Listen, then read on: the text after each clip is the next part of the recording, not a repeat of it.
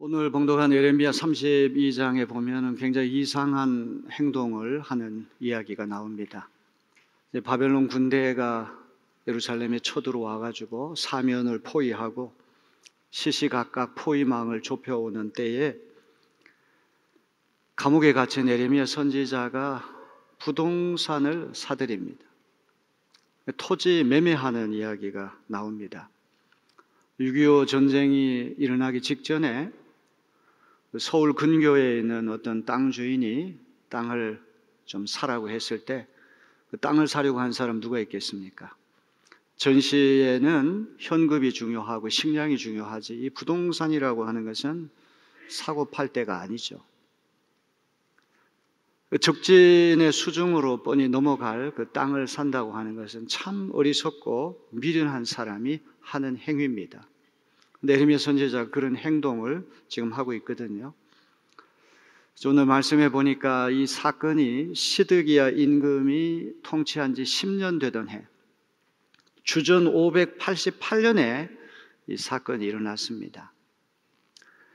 유다 왕국이 주전 587년에 이제 함락이 되니까 예루살렘 성과 성전이 무너지기 1년 전에 이미 바벨론 군대가 쳐들어와 가지고 공성작전, 성을 공격하는 그 즈음에 이 사건이 일어났다는 것입니다.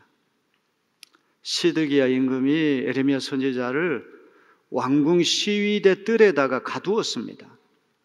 지금 감금된 상태에서 또 이런 일이 일어났어요. 되게 토지를 매입하려고 하면은 현장에 가가지고 한번 땅을 다 살펴보고 가치가 있는지 없는지 시세는 어떤지 다 조사해보고 토지 매매를 해야 옳은데 감옥에 갇힌 상태에서 천연덕스럽게 증인들 둘러싸인 가운데 계약서에 서명하고 이 토지를 사들이는 그런 이야기가 나옵니다. 시드기야 임금이 다스린 지 10년 만에 이런 일이 일어났는데 그 시드기야 임금이 통치한 10년 동안 예레미야는 거반 감옥에 갇히거나 토굴 속에 갇혀 있어야만 됐습니다. 이유는 뭡니까? 예레미야 선지자가 입만 열면 나라가 망한다. 바벨론 쳐들어와가지고 나라 망한다. 성이 무너진다. 성전 무너진다. 임금은 바벨론의 포로로 잡혀간다. 이런 예언을 하니까 입을 틀어막기 위해서 그를 감금했던 것입니다. 나라와 국왕이 잘 된다고 해도 모자랄 판인데 입만 열면 나라가 망하고 임금이 포로로 잡혀간다고 하니 그 이야기를 좋아할 사람이 어디 있겠습니까? 그래서 예레미야 선지자가 지금 왕궁 시위대 뜰에 감금된 상태에서 토지 사들이는 이야기가 오늘 기록되어 있습니다. 자, 우리 6절로부터 7절 말씀을 다 같이 한번 보겠습니다. 주님께서 나에게 말씀하셨다. 너의 숙부 살룸의 아들 하나멜이 너에게 와서 아나돗에 있는 그의 밭을 너더러 사라고 하면서 그 밭을 유산으로 살 우선권이 너에게 있기 때문에 내가 그것을 사야 한다고 말할 것이다. 지금 갇혀있는 예레미야에게 하나님께서 말씀을 주시는데 숙부의 아들이니까 사촌 아닙니까? 하나멜이라고 하는 사촌 형제가 감옥에 있는 예레미야를 찾아와 가지고 아나돗에 있는 밭을 사라고 제안한다는 것입니다. 아나돗이라고 하는 것은 예루살렘에서 북동쪽으로 5km 떨어진 곳입니다. 한 10리 정도 떨어진 예루살렘 외곽에 있는 근교에 있는 마을입니다. 아나돗은 예레미야 선지자의 고향이기도 합니다. 아무리 사촌이라고 할지라도 지금 나라가 망하기 직전에 풍전등화인데 바벨론 군대가 이미 쳐들어와 가지고 포위망을 좁혀오고 있고 예루살렘 성이 무너지는 것은 시간 문제인데 이걸 사라고 이야기하는 사람 또 그것을 살려고 하는 사람 다 정상적이지가 않습니다. 뭔가 이상합니다. 전시에는 부동산 투기를 안 하죠.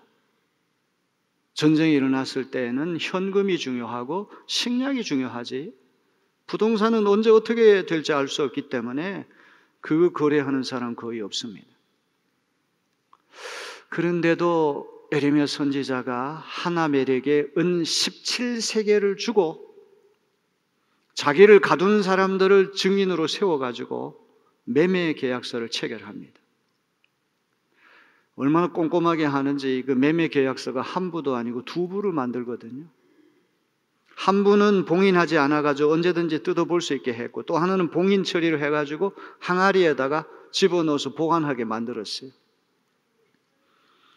아무리 봉인하지 않는 계약서가 정확하다고 할지라도 그것도 변질될 수가 있고 거기에 이의를 제기하는 사람이 있을 수 있으니까 아예 원본은 영구 보존해서 어떤 말이 나올 때 확실하게 만들라, 이런 뜻입니다. 은 17세겔이 어느 정도 가치가 되는지 알 수 없지만 상당한 가격인 것 같아요.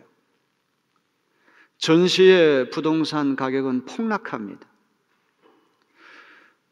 턱도 없는 그런 가격을 가지고 살려고 할 거 아닙니까?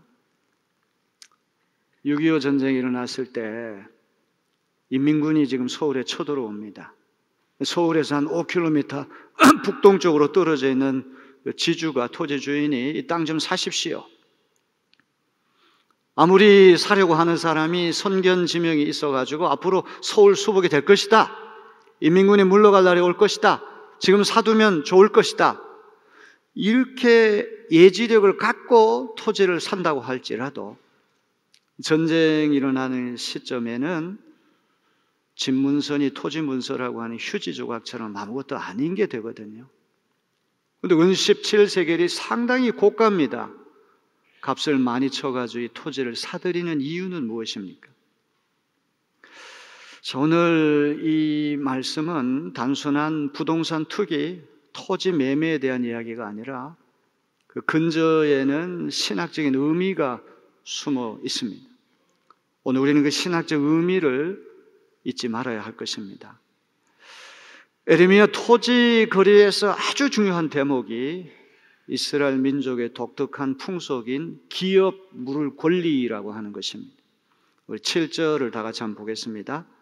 그 밭을 유산으로 살 우선권이 너에게 있기 때문에 내가 그것을 사야 한다. 이 우선권이 에레미야 선지자에게 있다는 말씀, 중요한 말씀입니다. 8절을 다 같이 봅니다. 그 밭을 소유할 권리도 나에게 있고 그 밭을 유산으로 사들일 권리도 나에게 있으니. 이거는 단순한 부동산 투기나 토지 거래 행위가 아니라 이스라엘 민족의 기업 물을 권리와 연관되어 있다고 하는 것입니다. 히브리 말로 가알이라고 하는 말이 있어요. 이 가알이라고 하는 말은 무르다. 누군가 경제적으로 상당히 어려워가지고 토지를 팔게 될 때, 불가피하게 토지를 팔게 될 때 자기 가문의 사람, 근족에게, 가까운 친족에게 그것을 팔지 않으면 그것이 다른 지파나 다른 가문으로 넘어갑니다.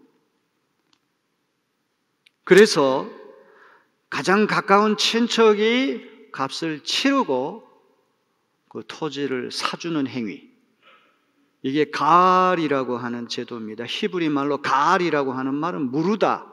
이 무르다고 하는 말의 뜻은 되사주다, 이런 뜻입니다. 재산이 다른 지파, 다른 사람에게 넘어갈 뻔했는데 가까운 친척이 값을 치르고 그 재산을 사주어서 다른 지파 가문으로 빼앗기지 않도록 만드는 것입니다. 자, 이것이 누군가 종으로 팔려 나가게 될 때 가까운 친척이 몸값을 치르고 그에게 자유를 찾아주는 것도 가알 행위가 되는 것입니다. 이게 무르는 행위고 되사주는 행위입니다. 특별히 몸값을 대신 치르고 몸을 찾아주었을 때 가알이라고 한 동사는 속량하다, 구속하다, 이런 말로 번역이 됩니다. 꼼짝없이 자기 몸이 종으로 팔려갈 뻔했는데 가까운 친척이 기업 물을 권리가 있어가지고 그 사람의 몸값을 대신 치르고 그 사람의 몸을 대신 사주어서 자유를 얻게 되었을 때 고엘이라고 하는 명사가 나오는데, 이 고엘이라고 하는 말은 속량자, 구속자, 이런 의미가 되는 것입니다.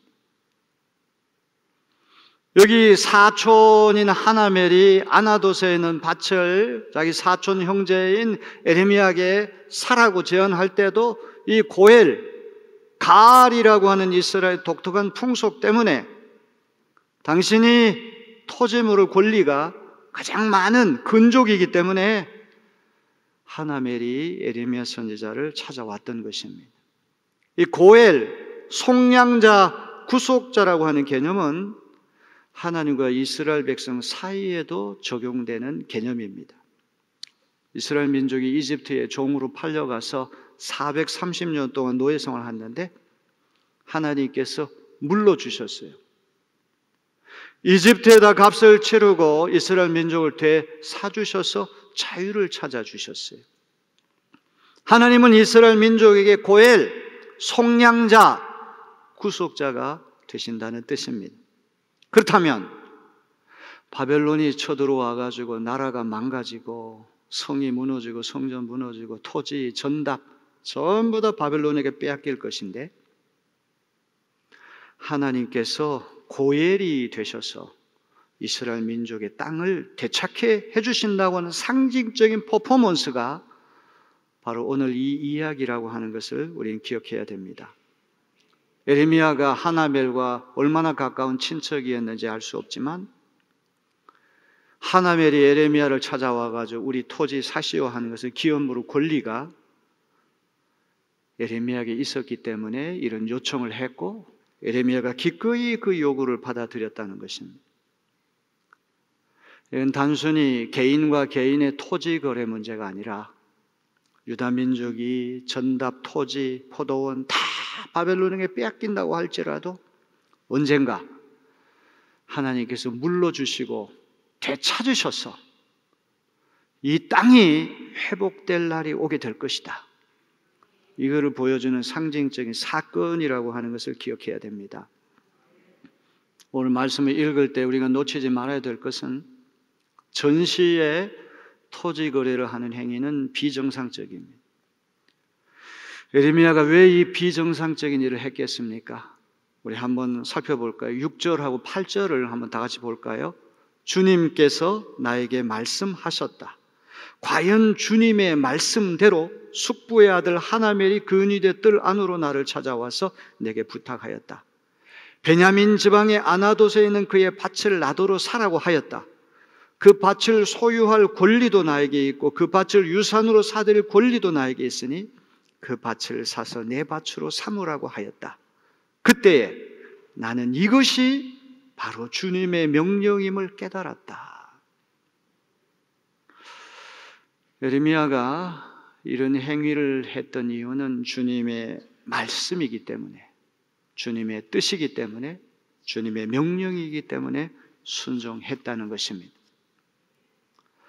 아나도 땅이 바벨론에게 정확하게 1년이 지나면은 그 땅은 다 바벨론 손으로 넘어갑니다. 토지 매매 계약서가 휴지 조각 될 것을 뻔히 알면서도 매매 계약 절차를 밟아 나가는 이유는 순전히 하나님의 명령이기 때문에 그렇게 한다는 것입니다. 자기 생각이 이 지금 헐값일 때 사두면 나중에 이거 폭등한다. 부동산 투기자의 안목으로 그렇게 한 것이 아니란 말이에요. 사촌이 측은해서 불쌍해서 동정행위로 한 것도 아니고 하나님께서 그렇게 하라고 말씀하셨기 때문에 했다. 우리가 놓치지 말아야 할 대목입니다. 거듭 말씀드리지만 토지를 매매할 때는 현장에 가서 조사하는 게 급선무입니다. 이 토지가 장차 가치가 있는 땅인지, 공시지가는 얼마인지, 미래에 어떤 쓸모가 있는지 다 면밀하게 검토한 다음에 토지 계약을 해야 됩니다. 그런데 감옥에 갇힌 사람이 현장에도 못 가고 자기를 감옥에 가둔 사람들을 증인으로 내세워가지고 계약서를 만들고 서명하고 두 부를 작성해가지고 하나는 봉인하지 않고 하나는 봉인해가지고 비서실장격인 바룩에게 토기에다가 항아리에다가 이 원본 집어넣어라. 앞으로 이 매매에 대해서 이렇다 저렇다 말 나오면 이 원본을 공개해라. 이렇게 철저하고 꼼꼼하게 토지 매매 계약을 체결합니다. 하나님 명령하시기 때문에 이런 행위를 한다고 하는 것을 우리는 잊지 말아야 됩니다. 전시에 적군의 수중에 넘어가기 직전에 있는 아나도 땅을 산 것은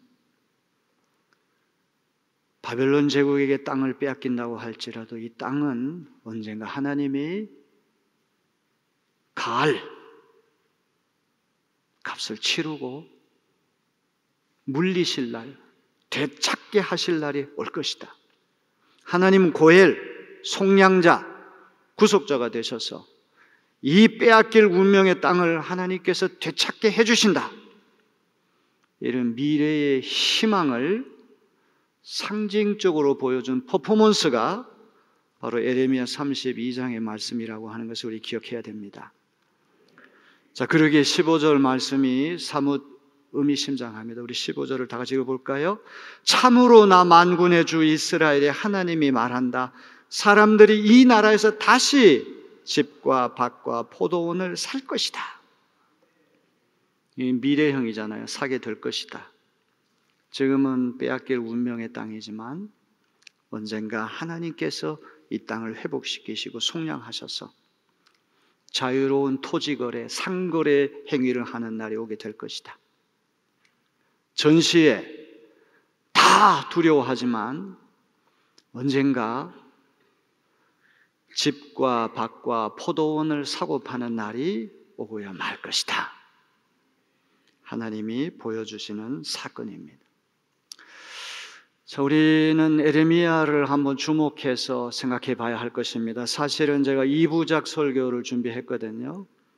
지난번에 맥주 감사주일이 끼어가지고 곧바로 이어서 설교를 못했는데 에레미야 선지자가 인기 없는 선지자다, 대중성이 떨어지는 선지자다 제가 말씀드렸어요. 세상의 모든 것이 멀쩡하게 잘 돌아가는 시대에 나라가 망합니다. 임금 포로로 잡혀갑니다. 사람들이 좋아할 리가 만무합니다. 왕따가 됐습니다. 특별히 시드기야 임금이 왕좌에 올라간 10년 동안 에레미야는 거의 토굴에 갇히거나 감옥에 갇혀 있어야만 했습니다. 왜? 그런 말 못하도록 원천적으로 저지시키려고 그렇게 했던 것입니다. 평화로운 시대에는 망한다 그러고 전시에는 땅을 사고 팔고. 에레미야는 이게 제정신입니까? 숙맥이 아닙니까? 부동산 투기의 ABC도 모르는 그런 사람이 아닙니까?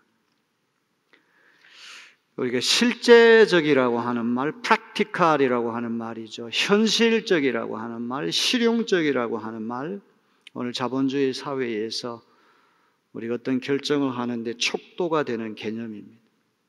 우리가 무슨 일을 하든지 손익계산을 해봐서 손해되는 일은 피하고 이득이 되는 일만 붙잡으려고 해요. 그런 사람이 아주 현실적이고 계산적이고 경제적이고 실용적인 사람입니다. 이런 기준으로 본다면 바벨론 군대가 쳐들어와 가지고 지금 사방을 에워싸고 공성작전을 펼치고 있고 그야말로 조만간에 함락될 위기에 처해 있는 그 아나도 땅을 사는 것은 비현실적인 행위예요. 평화의 시기에는 파괴를 말하고 전시에는 자유로운 상거래 행위를 운운하는 이 에레미야는 누가 봐도 실제적이지 않은 사람처럼 보여요. 그런데 여러분 이런 생각을 해보셨습니까? 하나님보다 더 현실적인 분이 어디 있습니까? 하나님보다 더 실제적인 분이 어디 있습니까? 하나님보다 더 정확한 분이 어디 있습니까? 에레미야는 하나님께 초점을 맞추고 사는 사람이다. 이게 중요해요. 사람들은 에레미야가 세상 물정 모르는 호갱이다. 그는 사람들의 시선이나 이목에 휘둘려 사람들이 듣기 좋아하고 사람들이 보기 좋아하는 말과 행동을 하는 것이 아닙니다.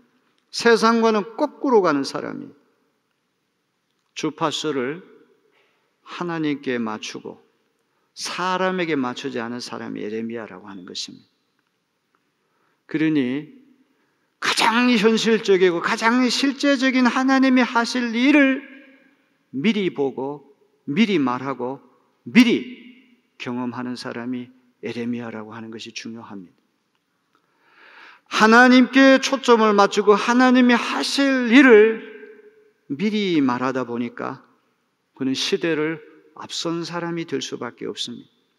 선취, 아직 이루어지지 않았지만 하나님의 하실 일을 미리 취하고 미리 붙들고 있는 선지자가 예레미야라고 하는 것을 우리는 잊지 말아야 됩니다. 우주 만물을 창조하시고 인간의 생사화복을 주관하시는 하나님보다 더 실제적이고 현실적인 분이 어디 있습니까? 사람들은 저 숙맥이고 현실적이지 못하고 계산적이지 못하고 비정상이라고 생각할지 모르지만 하나님보다 더 정상적인 분이 어디 있겠습니까? 자, 오늘 결론을 제가 말씀드리려고 하면 여러분 온도계하고 온도조절계의 차이를 아십니까? 지금 화면에 온도계하고 온도조절계가 나오는데 온도계는 방 안의 온도를 있는 그대로 나타냅니다. 방 안 기온이 30도면 정확하게 30도란 사실을 나타내죠.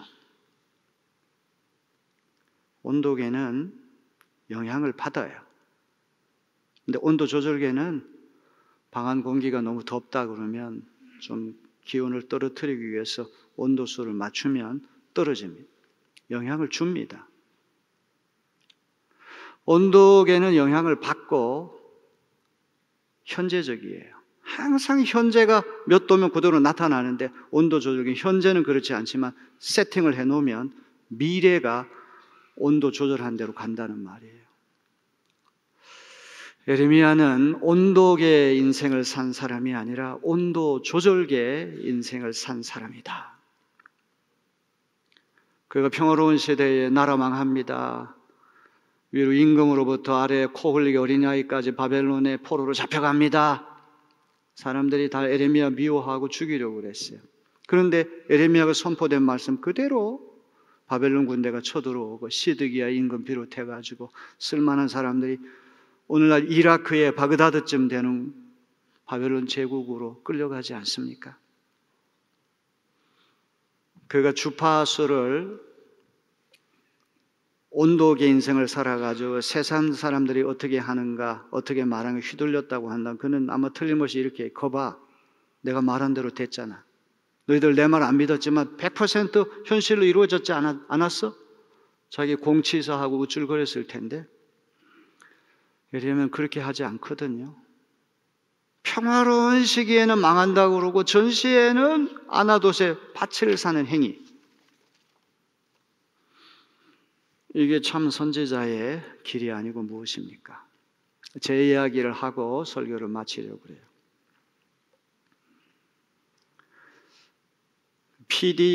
CBS PD 분이 여성분인데 그분이 저를 잘 봤는지 오늘 전화가 왔어요. 목사님 성서학당에 좀 출연해달라고.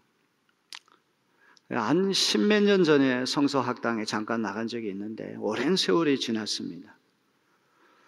그래서 고민을 하다가 수용을 했습니다. 이 하나님 말씀 내가 연구하고 또 나름대로 준비가 이렇게 되어 있는데 이걸 더 많은 사람과 나누면 좋겠다 해서 갔는데 중요한 것은 성서학당을 하는 목사님이 네 분이에요.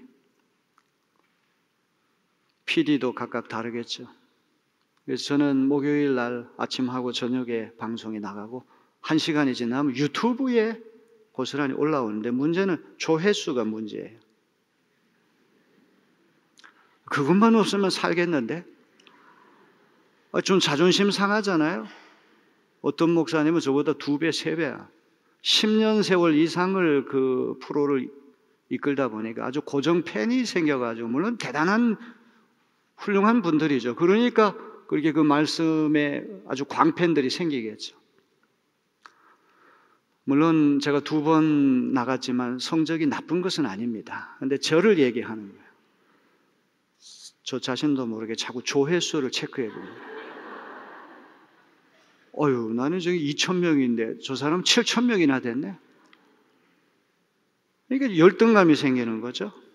그리고 이 기가 자꾸 꺾여지고. 이게 온도계죠. 온도계죠. 온도 조절계가 아니라.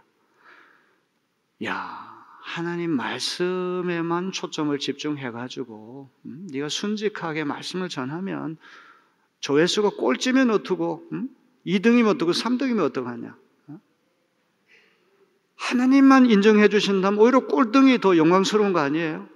그만큼 사람들이 더 들으려고 하지 않는 말씀이 참된 말씀이 또 있잖아요. 오늘도 새벽에 일어나자마자 제일 먼저 밤새 몇 명 들어왔네. 와, 이거 보통 심각한 거 아니에요. 참 좋지 않은 것이죠. 1등을 한다고 그래가지고 그게 그렇게 영광스러운 일이고 꼴등 한다고 해서 그게 수치스러운 일은 아니잖아요. 야, 내가 나야말로 온도계와 같은 삶을 살고 있구나. 오늘 말씀을 잘 새겨듣는 여러분 되시길 바랍니다.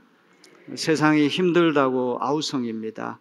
세상 시류에 휩쓸려 살다 보면 우리 즐거운 날 하나도 없을 것입니다. 감사한 날 하나도 없을 것입니다. 20년 전이나 지금이나 항상 세상이 힘들고 경제 어렵다고 탄식합니다. 우리의 눈금을 하나님 뜻에 맞추어 온도 조절계 같은 인생을 산다면 우리에게 희망이 있는 줄로 믿습니다. 다 빼앗기고 망한 것 같아 보이지만 하나님 살아서 역사하시지 않습니까? 하나님이 회복시켜 주신다는 것이죠. 그걸 미리 보고 미리 듣고 미리 경험할 수 있는 선취하는 저와 여러분 되시기를 주님의 이름으로 기원합니다.